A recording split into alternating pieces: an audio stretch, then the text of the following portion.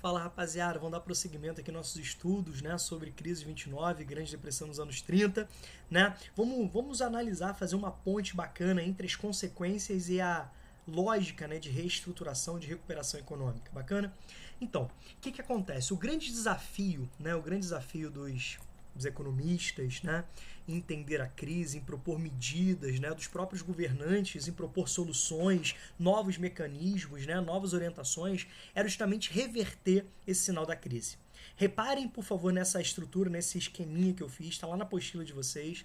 Olhem como um fator vai relacionando ao outro, tá legal? Lembrem-se, né, de todos os fatores que levaram, desde o pós-Primeira Guerra Mundial, né, avançando aí sobre os anos 20, a uma situação de grande desequilíbrio, de forte desequilíbrio entre a capacidade de consumo e a capacidade de produção, tá bom? Gerando uma forte crise, né, de superprodução e subconsumo.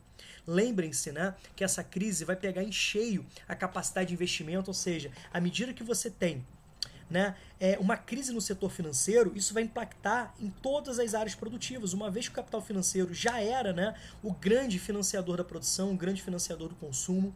Lembre-se que os Estados Unidos eram os grandes financiadores da economia mundial. Então, uma vez que o sistema financeiro dos Estados Unidos entra em crise, entra em colapso, né, isso vai virar um efeito dominó. Rapidamente isso vai contaminar os outros setores econômicos, né, os setores de produção, os setores de comércio, tá bom? E ao mesmo tempo, né, vai gerar transtornos no mundo inteiro. Lembre-se sempre disso, né? A desvalorização das empresas, até mesmo, né, um processo de empresas fantasmas, né, através de uma autoespeculação, empresas que eram vendidas, né, por um valor irreal, bacana, tudo isso levava uma descrença, né, no sistema financeiro, uma descrença no sistema econômico, bacana, e tudo isso levava-se a um avanço da crise, um avanço do desemprego, da miséria, da presença de estoques, né, da redução da capacidade de consumo, né, isso gerava uma descrença do sistema. O Estado cada vez mais arrecadando menos e precisando gastar mais, isso gerava, né, um processo de desequilíbrio orçamentário muito forte, bacana, então a situação era extremamente complicada, tá?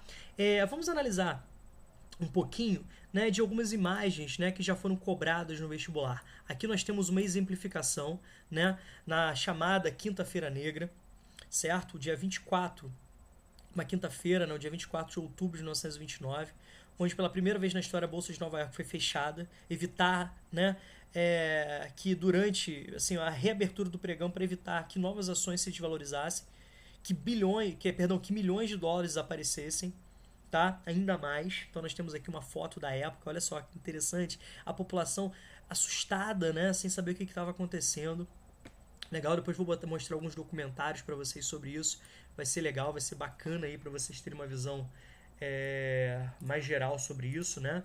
E aqui algumas chaves, olha só, crise de superprodução e subconsumo. Vocês estão vendo um empresário, né? Vocês estão vendo um empresário aqui, certo? Queimando os estoques, tá legal?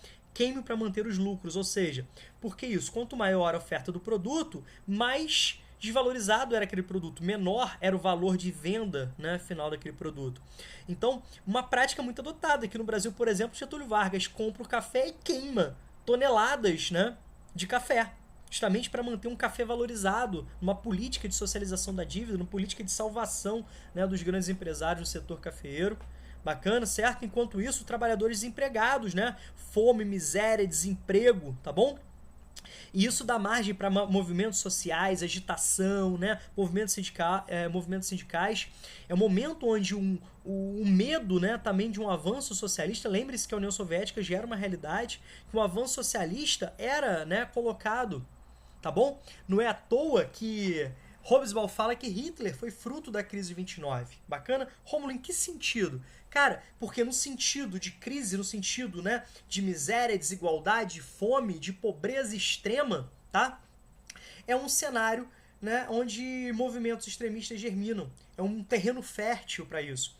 Então, o avanço de governos totalitários foi visto por uma parte da burguesia de alguns países como uma forma de frear, né, algum tipo de possibilidade de avanço do socialismo.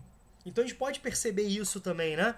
Essas relações aí que os professores de história falam tão bem, tá legal? Então, uma das consequências, digamos assim, desse período depressivo é justamente a ascensão, o fortalecimento, né, e a expansão de regimes totalitários, né, as suas representações do nazifascismo em várias partes do globo. Tá, isso é importante. No Brasil, por exemplo, nós tivemos essa polarização aqui durante o governo Vargas, né? Nós tivemos o nosso fascismo tupiniquim, digamos assim, né? A Ação Integralista Brasileira, liderada aí por Plínio Salgado, bacana, e de outro lado a ação, né? A Ação Libertadora Nacional, né?